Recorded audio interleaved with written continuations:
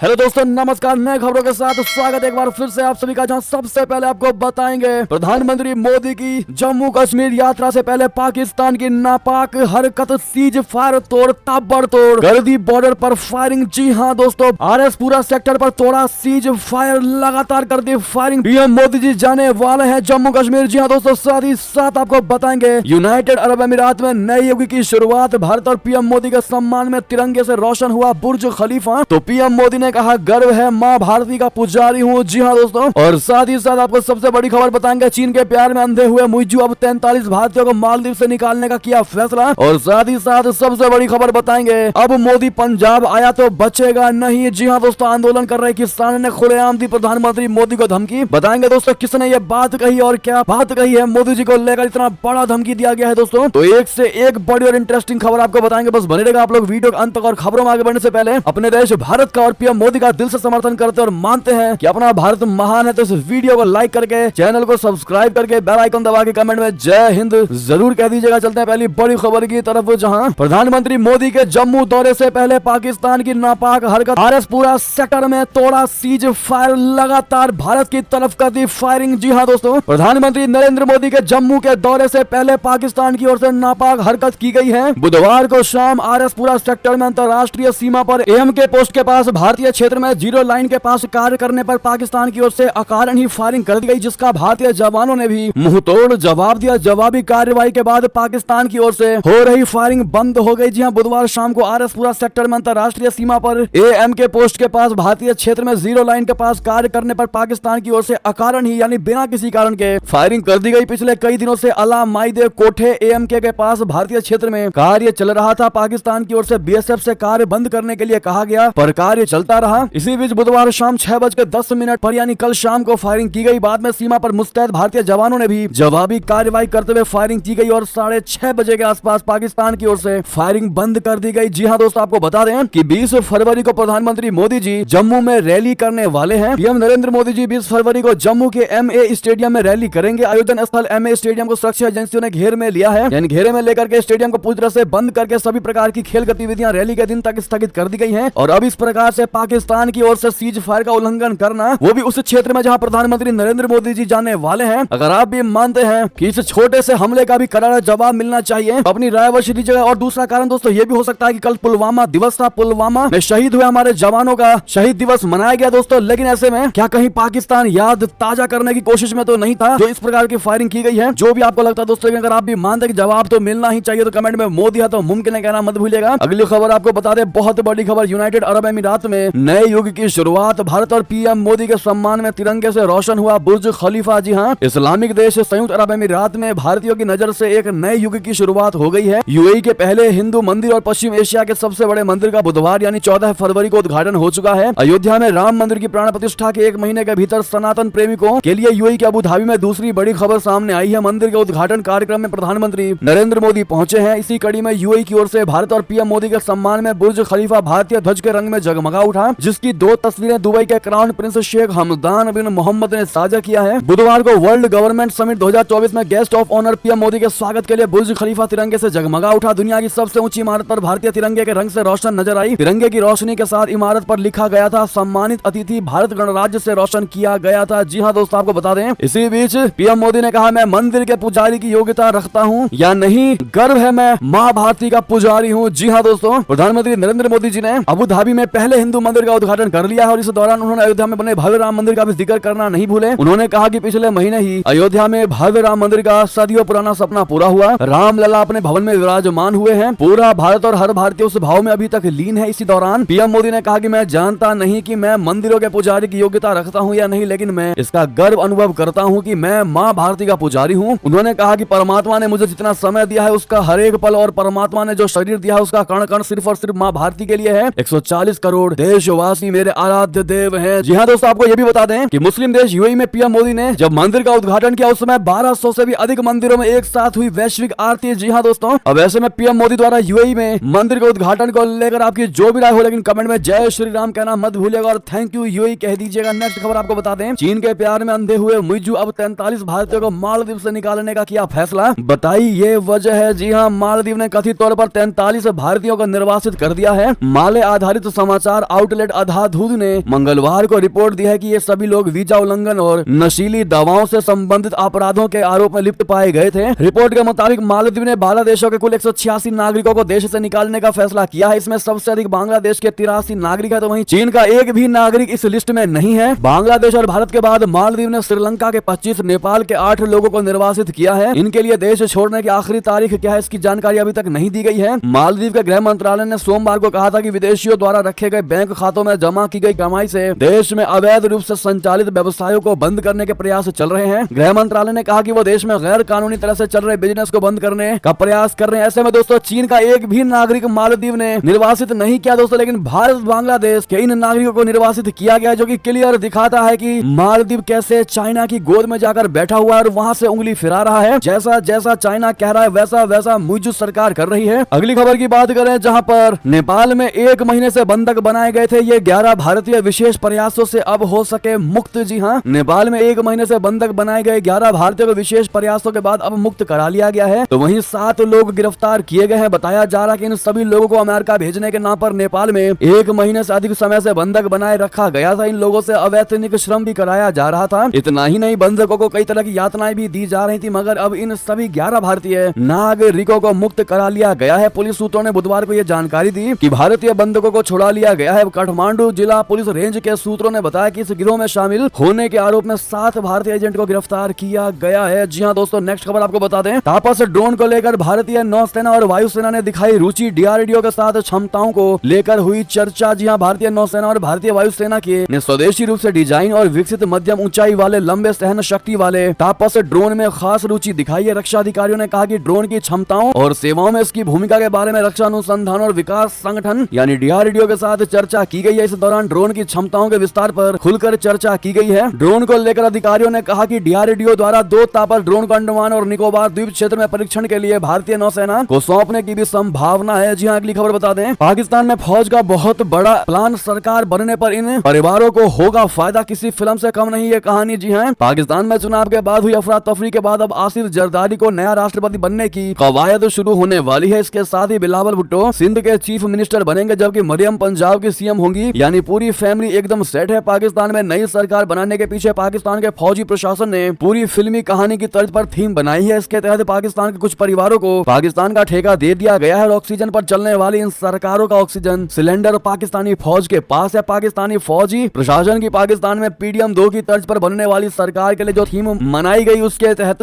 शहबाज शरीफ को पाकिस्तान का नया प्रधानमंत्री बनाया जाएगा और उन्हें सपोर्ट करने वाली पार्टी PPP के मुखिया आसिफ अली जरदारी को पाकिस्तान का नया राष्ट्रपति बनाने की कवायद शुरू की जाएगी। पाकिस्तान में जल्द ही नए राष्ट्रपति का भी चुनाव होना है। इसके अलावा बिलावल भुट्टो को सिंध का नया मुख्यमंत्री बनाने और मरियम को पंजाब का नया मुख्यमंत्री बनाने के लिए कहा गया है। जी हां दोस्तों, अगली और बड़ी खबर आपको बता दें, आखिर क्यों मायने रखता है पीएम मोदी का कतर दौरा, जहां 8 भारतीयों की हुई है रिहाई। बता दें, प्रधानमंत्री नरेंद्र मोदी जी ने 2 दिवसीय यूएई दौरे के पहले दिन दोस्ती का नया अध्याय लिखा। पीएम मोदी ने यूएई के राष्ट्रपति शेख मोहम्मद बिन जायद अल नहयान के साथ द्विपक्षीय बैठक की, जिसमें कई अहम समझौतों पर दस्तखत भी किए। ऐसे में प्रधानमंत्री मोदी जी यूएई के बाद कल रात ही कतर दौरे पर निकल गए। इस दौरान कतर में शेख तमीम बिन हमद अल थानी से मुलाकात करेंगे। पीएम मोदी का कतर दौरा ऐसे समय हो रहा है जब कतर से 8 पूर्व भारतीय नौसैनिकों की रिहाई हुई है। पीएम मोदी की कतर यात्रा से पहले विदेश सचिव विनय मोहन क्वात्रा ने यात्रा की पूरी जानकारी दी और बताया कि शाम से शुरू हो रही यात्रा हमारे संबंधों के आयामों को नई ऊंचाई लेकर जाएगी। जी हां दोस्तों, बता दें, भारत कतर संबंध एक व्यापक संबंध है, उनका स्वरूप व्यापक है। पीएम मोदी ने 2016 में कतर की यात्रा की थी। क्षेत्रीय स्थिति को लेकर दोनों देशों के बीच सहयोग दोनों देशों के अंग है। भारत के संबंध कतर के साथ काफी मजबूत है। वैसे में पीएम मोदी का वहां जाना वाकई में 4 चांद लगाना है। और जिस प्रकार से भारत के 8 पूर्व नेवी अफसरों को छोड़ा गया है दोस्तों, ऐसे में इसका सबसे बड़ा श्रेय अगर आप भी पीएम मोदी को देते हैं तो लॉन्ग लिव मोदी जी कहना बिल्कुल मत भूलिएगा कमेंट में। नेक्स्ट खबर आपको बता दें, जहां पर पुतिन ने नाटो देश की पीएम का वांटेड लिस्ट में शामिल किया। नाम किस बात पर भड़के रूसी राष्ट्रपति, आपको बता दें, रशिया ने सोवियत कॉल के स्मारकों को नष्ट करने में कथित तौर पर शामिल होने के लिए मंगलवार यानी 13 फरवरी को एस्टोनियाई प्रधानमंत्री काजा कैलास, लिथुआनिया के संस्कृति मंत्री और बाल्टिक देशों के अन्य अधिकारियों को अपनी वांटेड लिस्ट में जगह दी है। क्रेमलिन के प्रवक्ता दिमित्री पेस्कोव ने कहा कि एस्टोनियाई पीएम ऐतिहासिक स्मृति के अपमान के लिए वांटेड है। जिन स्मारकों को लेकर यह पूरा मुद्दा खड़ा हुआ है उनमें से कुछ लाल सेना की स्मृति में बनाए गए हैं और ये एस्टोनिया, लातविया और लिथुआनिया में लंबे समय से विवादास्पद रहे हैं। इन स्मारकों को सोवियत काल के प्रतीक के तौर पर देखा जाता है। अगली खबर बता दें, मुस्लिम देश ओमान ने भारत को दिया बहुत बड़ा तोहफा, बौखलाए पाकिस्तानी, सुल्तान पर जमकर उगला जहर। बता दें, भारत को हाल ही में ओमान का एक रणनीतिक बंदरगाह मिला है। ओमान सुल्तान ने इस बंदरगाह को भारत को देने का फैसला लिया है, जिसका नाम डुकम है। डुकम बंदरगाह मस्कट से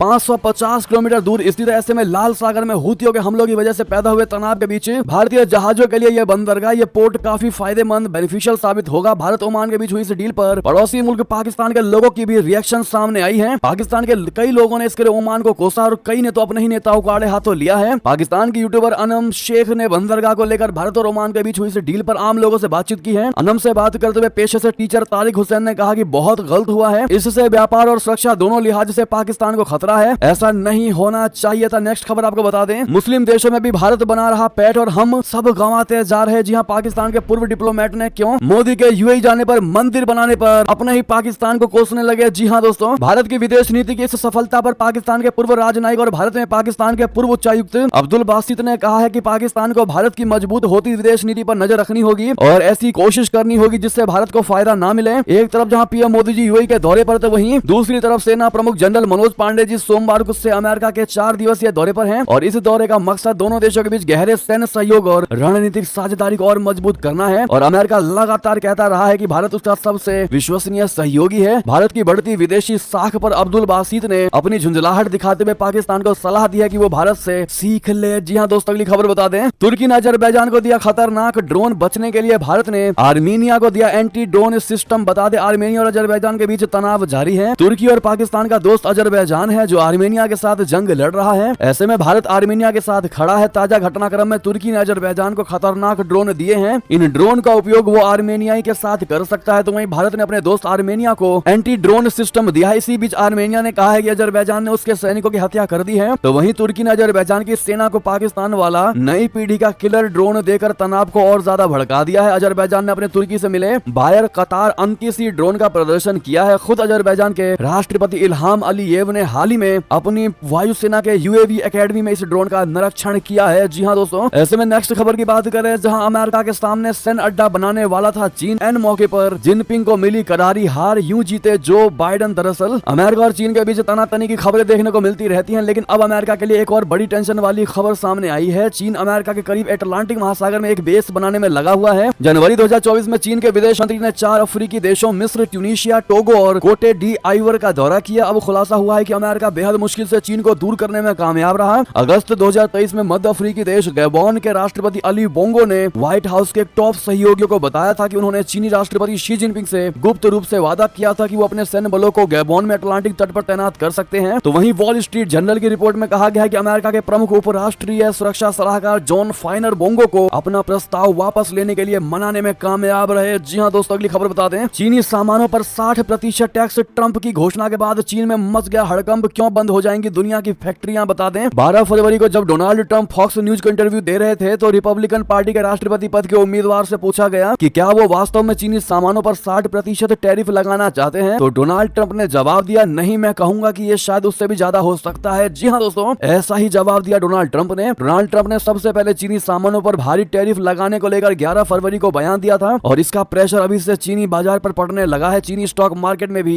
डर फैलने लगा है। अगली खबर बता दें, कहीं एक और युद्ध की तो तैयारी नहीं, किम जोंग की भड़काने वाली हरकत, चुराया एक देश का सीक्रेट डॉक्यूमेंट। जी हां, नॉर्थ कोरिया ने साउथ कोरिया के राष्ट्रपति यून सुक येओल के सहयोगी का ईमेल हैक कर लिया है। मीडिया रिपोर्ट्स के अनुसार ईमेल हैक कर नॉर्थ कोरिया ने कई खुफिया जानकारी चोरी कर लिया। हालांकि ये गुप्त सूचनाएं क्या है और कितनी संवेदनशील है, इस बारे में साउथ कोरिया ने अभी तक कोई बयान जारी नहीं किया है। इस बात का पता लगने के बाद साउथ कोरिया ने अपने सभी जनप्रतिनिधियों और उनके कार्यालय में साइबर सिक्योरिटी बढ़ा दी है। एक और खबर आपको बता दें, असम के कुछ हिस्सों में लगे भूकंप के झटके, तीव्रता रही 3.7। जी हां, असम के मध्य भाग में बुधवार शाम 3.7 तीव्रता का भूकंप आया। एक आधिकारिक बुलेटिन में यह जानकारी दी गई। जी हां, अगली खबर बता दें, आंदोलन कर रहे किसान ने खुलेआम दी प्रधानमंत्री मोदी को धमकी, कहा अब मोदी पंजाब आया तो बचेगा नहीं। जी हां, हजारों किसान बुधवार फिर अपना दिल्ली चलो मार्च शुरू करने के लिए पंजाब हरियाणा की 2 सीमाओं पर डटे रहे। तो वहीं अंबाला के पास शंभू बॉर्डर पर प्रदर्शनकारियों को तितर बितर करने के लिए हरियाणा पुलिस ने आंसू गैस के गोले दागे। पुलिस ने हरियाणा के जिंद जिले में दाता सिंहवाला खनौली बॉर्डर पर भी आंसू गैस के गोले दागे। पुलिस ने किसानों के ट्रैक्टर को रोकने के लिए भारी संख्या में अवरोधक लगाए हैं। पंजाब के प्रदर्शनकारी किसानों ने विभिन्न मांगों को लेकर दिल्ली चलो मार्च के तहत हरियाणा की सीमा पर अवरोधक हटाने के नए सिरे से प्रयास किया। दिल्ली सीमा पर जुटने के लिए पंजाब से किसान निकलकर शंभू बॉर्डर पर जुटे हुए हैं। इस बीच प्रशासन ने उन्हें समझाने की, मनाने की, उनकी बात सुनने की कोशिश की, लेकिन कुछ उपद्रवी तत्व ऐसे हैं जिनकी मंशा किसानों के हित की नहीं बल्कि अपने एजेंडे को अंजाम देने की है। दरअसल शंभू बॉर्डर से एक किसान का का वीडियो आया है और वो इस वीडियो में किसान देश के पीएम मोदी को खुलेआम धमकी देता दिखाई दे रहा है। ये वीडियो अजीत अंजुम के चैनल पर मौजूद है। वीडियो में 21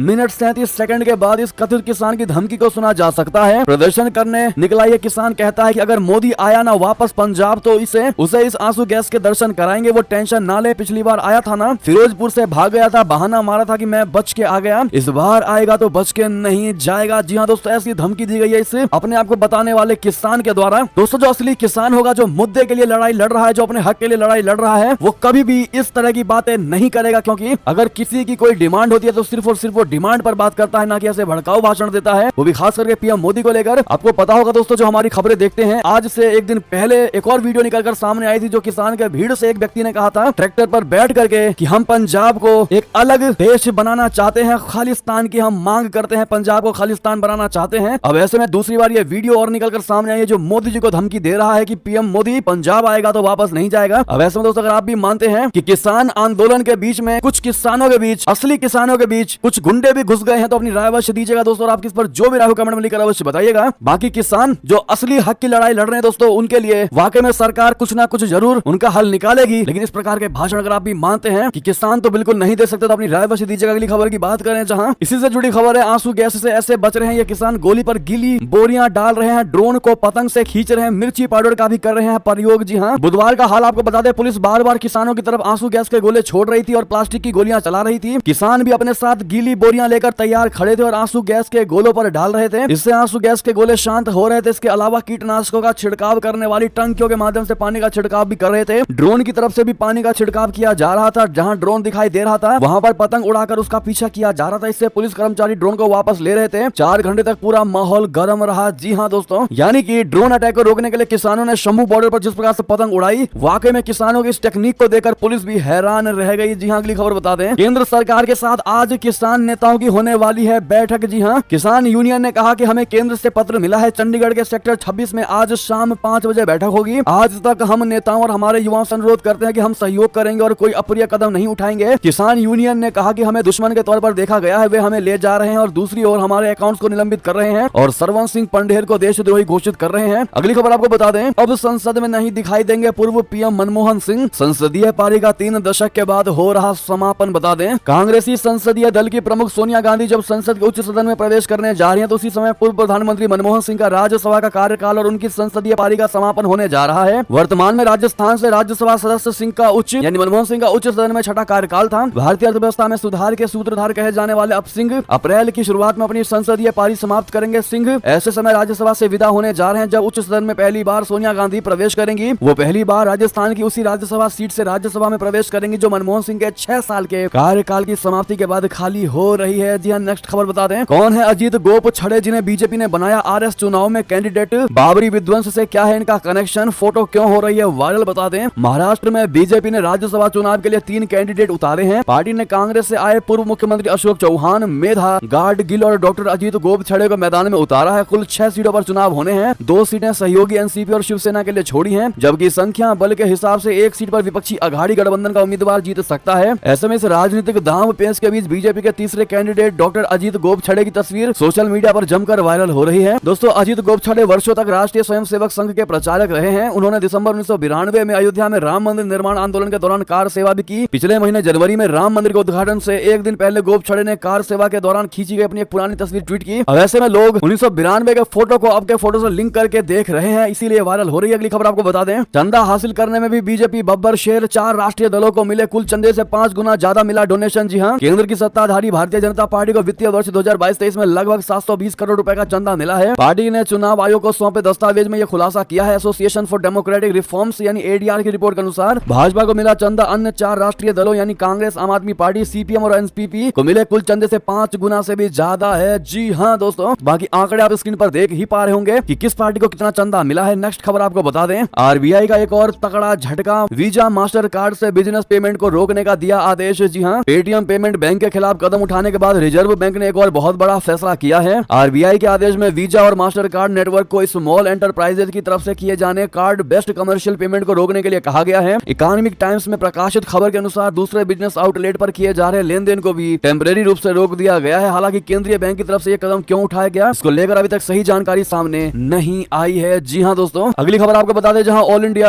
इंस्टीट्यूट ऑफ मेडिकल साइंस यानी एम्स में आयुष्मान भारत स्कीम से मिल रहा फ्री इलाज, मरीजों को मिला हार्ट से लेकर हिप रिप्लेसमेंट तक सर्जरी का लाभ। जी हां, all India institute of medical sciences नहीं, दिल्ली में आयुष्मान भारत प्रधानमंत्री जन आरोग्य योजना के तहत गंभीर बीमारियों का पूरी तरह फ्री इलाज किया जा रहा है। अस्पताल में अभी तक इस स्कीम का 23,260 लोग लाभ उठा चुके हैं। वहीं इससे सबसे ज्यादा हार्ट संबंधित बीमारियों के मरीजों ने फ्री इलाज करवाया है, तो जबकि दूसरे नंबर पर हिप रिप्लेसमेंट के केस है वहीं, और अब 14 मरीजों को लाभ पहुंचाने के लिए अस्पताल में आयुष्मान सुविधा केंद्र भी खोले जा रहे हैं। जी हां दोस्तों, इसी बीच ये थी अभी की सारी बड़ी खबरें। आपको हमारी खबर कैसी लगी? आशा करता हूं बहुत अच्छी लगी होगी। अगर थोड़ी भी अच्छी लगी है तो इस वीडियो को दोस्तों, भाइयों में, साथियों में, रिश्तेदारों में शेयर अवश्य कर दीजिएगा, और अभी कर दीजिए इस वीडियो को लाइक, चैनल कर दीजिए सब्सक्राइब, बेल आइकन दबाइए, साथ ही कमेंट बॉक्स में लिख दीजिएगा जय हिंद जय भारत। और यहाँ तक बने रहने का सभी का बहुत बहुत धन्यवाद।